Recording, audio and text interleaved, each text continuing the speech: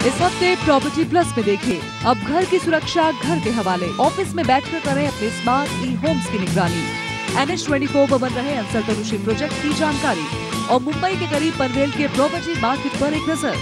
तो देखना ना भूलें प्रॉपर्टी प्लस, शनिवार सुबह 10 बजे सिर्फ जी बिजनेस पर।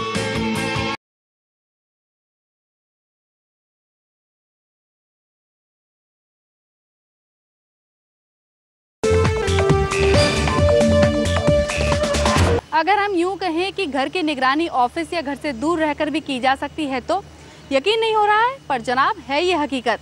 पति पत्नी दोनों ही कामकाजी होने की सूरत में बिल्डर्स भी अब ई होम्स का कॉन्सेप्ट आजमा रहे हैं। तो चलिए जानते हैं क्या है ये नया कॉन्सेप्ट। एक ऐसा घर जो आपकी उंगलियों पर नाचे, एक ऐसा घर जिसमें बैठे बैठे आप ट्यूबलाइट्स, फैंस या फिर AC ऑन ऑफ कर सकते हैं। हम बात कर रहे हैं ई होम्स की। ये इतना स्मार्ट है कि आप घर से बाहर रहकर भी इस पर नजर रख सकते हैं। ये सब कैसे होता है, चलिए जानते हैं। बाहर से देखने पर तो ये मकान किसी भी सामान्य मकान की तरह ही है, लेकिन हकीकत में ये एक हाईटेक बिल्डिंग है। इस बिल्डिंग में ऐसे ऐसे फीचर्स हैं जिन्हें देखकर आपको एक बार हैरानी तो जरूर होगी। मकान के हर कोने में सेंसर्स लगे हुए हैं। ये उपकरण इतने स्मार्ट और फास्ट हैं कि आग या फिर गैस लीक होने की हालत में तुरंत ही प्रोग्राम में डाले नंबर पर एक अलर्ट मैसेज भेज देते हैं, ताकि मकान को समय रहते बचाया जा सके। हम इसमें इंक्लूजन दे रहे हैं कि अगर आप जैसे ही अगर आप घर पे नहीं हैं और कोई आदमी आपके घर में घुसने की कोशिश करता है तो इमीडिएटली आपके मोबाइल पे SMS आ जाता है, पहली बात। दूसरा, अगर आप घर पे नहीं हैं, आप चाहते हैं कि आप घर पे पहुंच रहे हैं और आपका एयर कंडीशन चालू होना चाहिए, या आप चाहते हैं कि आपका एक्स्ट्रा बिजली का बिल आ रहा है और आप फ्रिज बंद करना चाहते हैं, तो वो आप हर चीज़ मोबाइल के SMS से कर सकते हैं। तीसरी सिक्योरिटी की चीज़ है कि इसके अंदर गैस लीकेजेस और वाटर लीकेजेस, ये सारी चीज़ें इंक्लूडेड हैं कि अगर कोई भी गैस लीकेज होती है या वाटर का फ्लड या वाटर नल खुला है तो एक लेवल दिया हुआ है, उस लेवल पे आते ही वो ऑटोमेटिकली उसको बंद कर देगा। ये घर पूरी तरह सिक्योर्ड है। मेरी तरह इस घर में अगर कोई इंट्रूडर एंट्री लेता है तो इस घर के ओनर के मोबाइल पर एक तुरंत ही अलर्ट मैसेज चला जाता है। देखा आपने?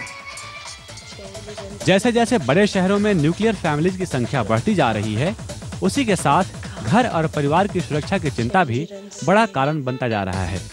ऐसे परिवारों में सदस्यों की संख्या कम तो होती ही है, साथ ही ज्यादातर सदस्य काम के सिलसिले में घर से बाहर भी होते हैं। इसी सवाल का जवाब है ई होम्स। इस तरह के मकान के मेन गेट और खिड़कियों पर सेंसर्स लगे होते हैं।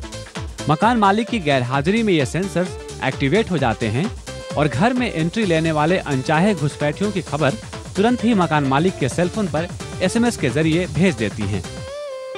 इस तकनीक के माध्यम से आप एक नहीं 8 नंबर्स पर अलर्ट मैसेज मंगवा सकते हैं।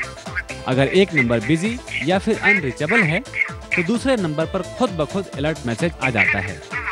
लेकिन इस स्मार्ट तकनीक को अपने घर का सुरक्षा गार्ड बनाने के लिए आपको कुछ ज्यादा पैसे खर्चने होंगे। इसमें जो कॉस्टिंग पार्ट है 10,000 से लेके 5 लाख तक ये कॉस्ट वेरी कर सकता है, but we are working on as per Indian conditions.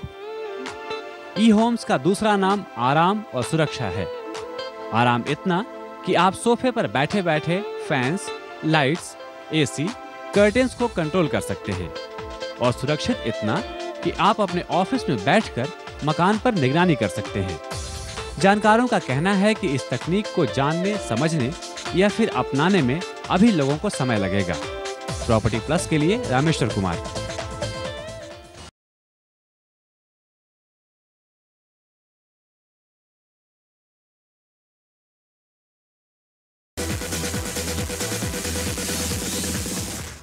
Welcome back after the break. What exactly are automated homes? Let's find out from our experts.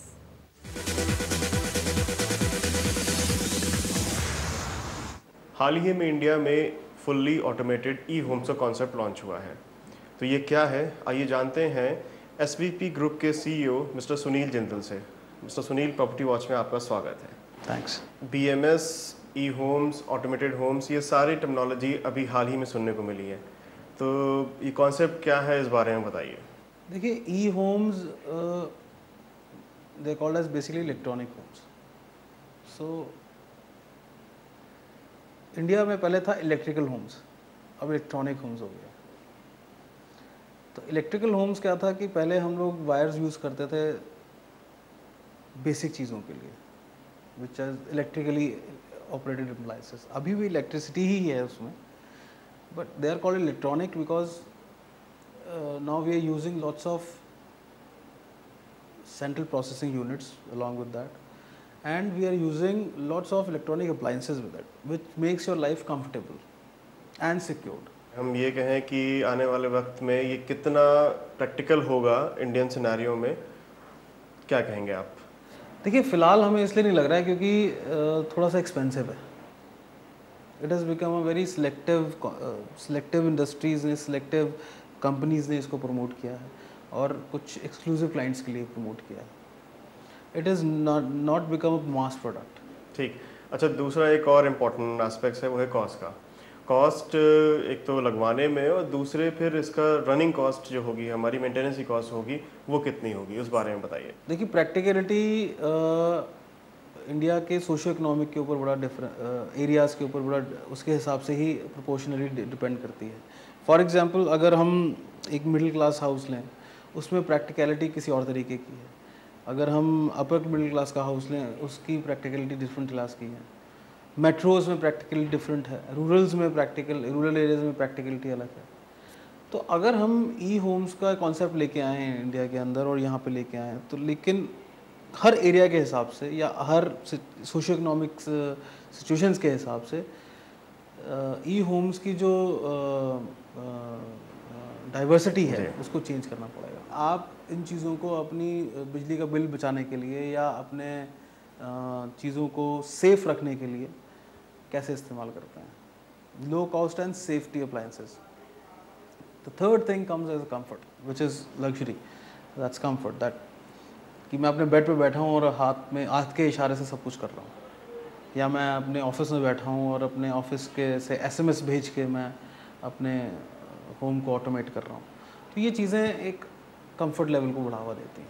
अच्छा, तो क्या फ्यूचर आप देखते हैं, कब तक इंडिया में ये पूरी तरह से इनकॉर्पोरेट हो पाएगा और कितना फ़ायदा हमारे व्यूवर्स इसका उठा पाएंगे?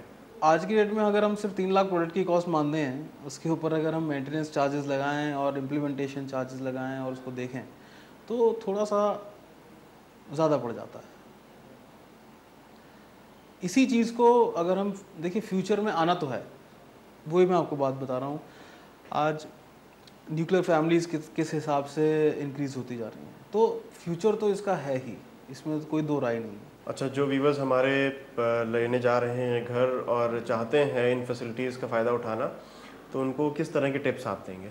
देखिए, पहली टिप तो मेरी ये रहेगी कि ई होम्स को उतना ही इम्पोर्टेंट समझें जितना कि पार्किंग को। अब पार्किंग भी सरकार ने कंपलसरी कर दिया, तो कल को ई होम्स भी कंपलसरी होना ज़रूरी है।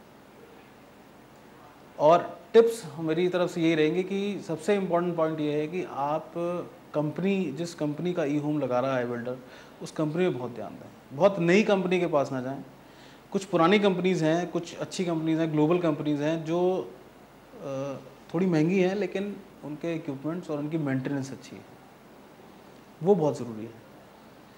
और जो कंपनी ये चीज़ें दे रही हैं इलेक्ट्रॉनिकली, तो उस किसी भी कंपनी के लिए आज की डेट में ई होम बनाना कोई बहुत बड़ी बात नहीं है। It's not a very big issue.